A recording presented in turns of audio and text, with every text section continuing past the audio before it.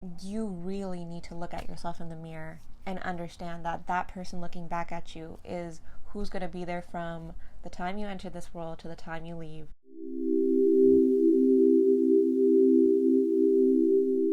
Femininity is kind of like a social construct that's been developed to benefit the male gaze, and that's not the perspective I'm coming from.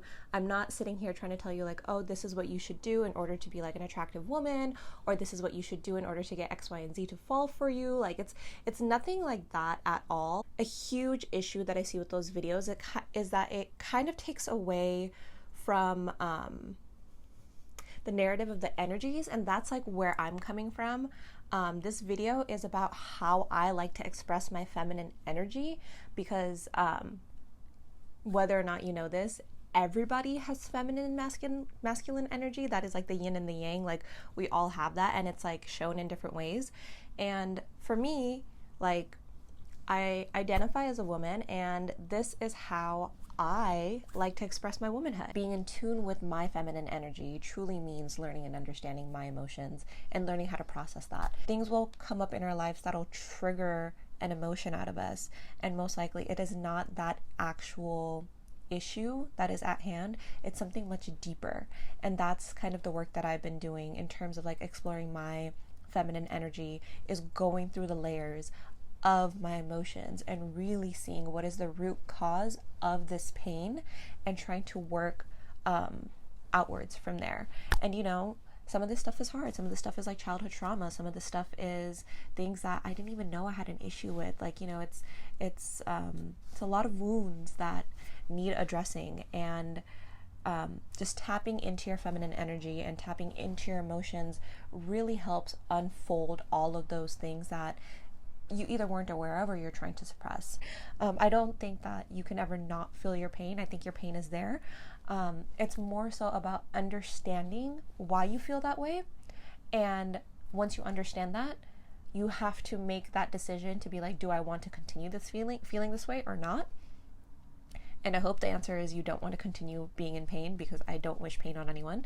And once you make that conscious decision of I'm choosing not to feel this way anymore, then figuring out the ways that you can start working through those emotions. A huge way to do this is, and this also like, you know, falls into and how I practice my feminine energy, is I talk very kindly to myself. Positive self-talk, it could be like its own video on its own, but the way that I see this is through the highs, through the lows, like whatever the case is, like you're gonna be the person that's there for you at the end of the day. Like when everybody's gone, when like, you know, when on your deathbed, it's just gonna be you. It's understanding that you're not gonna get the validation you need from other people. It really comes down to you.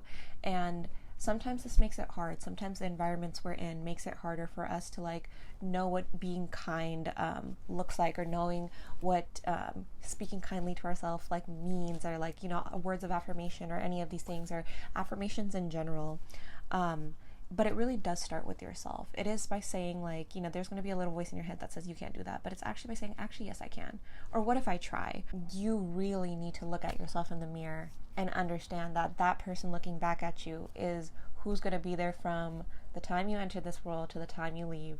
And the better relationship you can have with that person that you're seeing in the mirror, it's going to reflect in outward ways of your life. Another thing that I do in terms of just like not only speaking kindly to myself, I speak kindly to others. And I think that this kind of just goes in like, you know, full circle philosophy. It's just like truly being better to ourselves allows us to be better to other people. And you can see that in ways just by like, you know, giving compliments to other people and just seeing how that lights up their face. Like that's good karma that you're putting out into the world, and that's always going to come back to you in tenfold out there. It's funny because I think like, you know, this is it's the irony of these videos, right? Like I think it sounds like a lot of fluff, but I'm trying to explain it in ways that explain or my personal meaning behind why these things are important. So again, I think that like in terms of just spreading kindness and giving out free compliments and just being overall a good person is never going to hurt you. And it's like doing this from a genuine point of view. It reflects back to yourself. If you're able to be a genuine person to others, it means it's because you've been able to be genuine to yourself. That comes from being truthful to yourself, being kind to yourself, being honest with yourself. And these are all ways to, like, you know, really quote unquote love yourself. Another way I practice increasing my feminine energy is to really be in tune with myself and my body.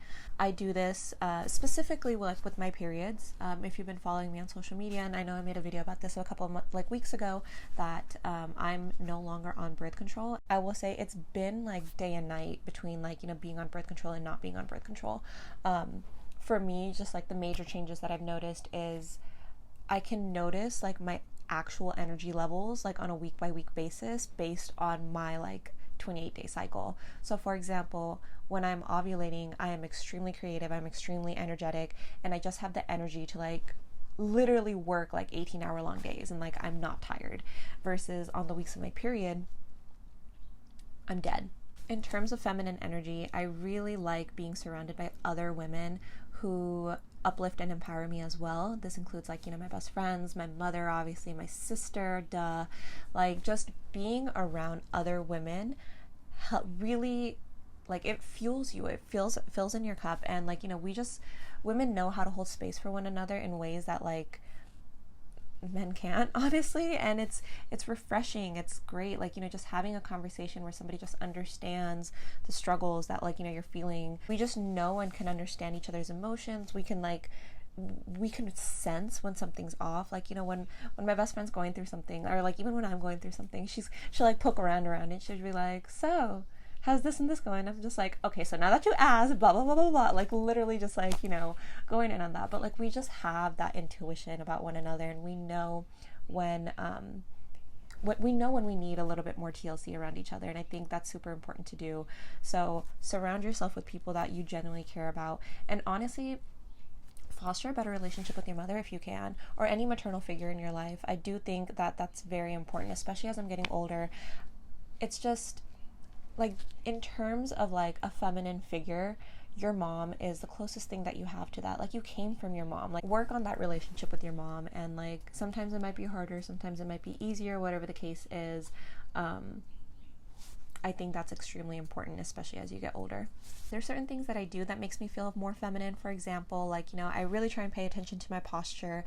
I do think the way that you walk into a room and the way that you sit, not only like is it like attractive, like, you know, not only does it like, it's like people turn and look, like it's a perk, right? But it's more so about like when you work on your posture, you're kind of like letting your environment know, like, I'm here and I deserve to be here. And that's very important to do, especially if you're a woman trying to take up space in any part of society. That is very important to let people know with your body language that you belong here. Something else that I do is I wear jewelry all the time. Like, there's certain jewelry I never take off my earrings, and I never take off my necklace. Like, I also wear, like, you know, rings and bracelets, but like this, I just love going to sleep and waking up with jewelry because it makes me feel pretty. And not only that, I wear jewelry that holds meaning to me. For example, like, all the jewelry that I'm wearing has either been given to me by my mom, sister, or grandmother.